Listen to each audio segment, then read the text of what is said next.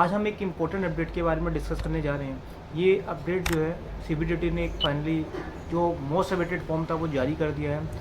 पर इससे पहले हम समझते हैं कि ये फॉर्म्स के बारे में समझेंगे और हम समझेंगे कि ये किस टैक्स पेयर को फ़ायदा होने वाला है।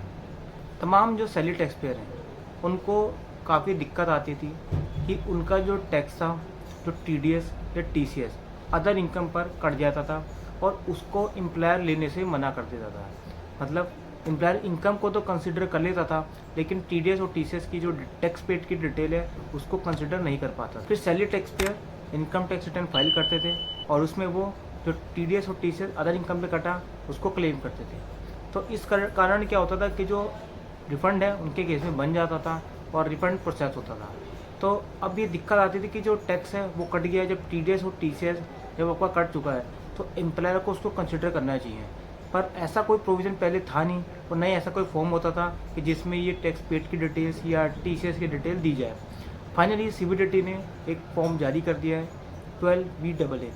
12BAA ये फॉर्म है, ये तमाम सैलरी टैक्स पेयर जिनका टीडीएस या टीसीएस अदर इनकम पे करता हो, सैलरी के अलावा करता हो, तो वो अपने एम्प्लॉयर को इसके अंदर डिटेल सबमिट कर सकते हैं।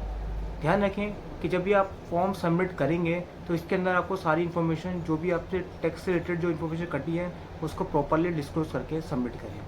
फिर एम्प्लॉयर जो है उस फॉर्म के बेसिस पे आपके जो टीडीएस और टीसीएस को फाइनली कंसिडर करेंगे।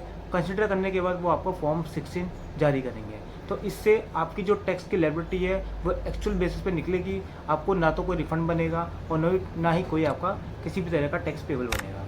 तो ये फॉर्म जो है सीबीडीटी ने 15 अक्टूबर को जारी किया था। इसकी एप्लीकेबिलिटी 1 अक्टूबर से हो गई है। फाइनेंस मिनिस्टर ने भी 2024 बजट में ये बात को कही थी कि जो टीडीएस और टीसीएस जो कट रहा है अदर देन सैलरी उसको एम्प्लॉय सबमिट करके क्लेम कर सकता है। तो जितने भी एम्प्लॉयर हैं वो अपने एम्प्लॉय से डिक्लेरेशन जो इन्वेस्टमेंट की लेते हैं या खर्चे की लेते हैं तो वो अपार्ट फ्रॉम इन्वेस्टमेंट डिक्लेरेशन के अलावा भी फॉर्म 12BAA फॉर्म ले और उनका जो भी टैक्स की डिटेल्स है उसको कंसिडर करें और उनको जो फाइनली फॉर्म 16 है वो after all tax paid detail करने के बाद इशू करें। तो आशा करता हूँ कि आपको वीडियो अच्छा लगा होगा।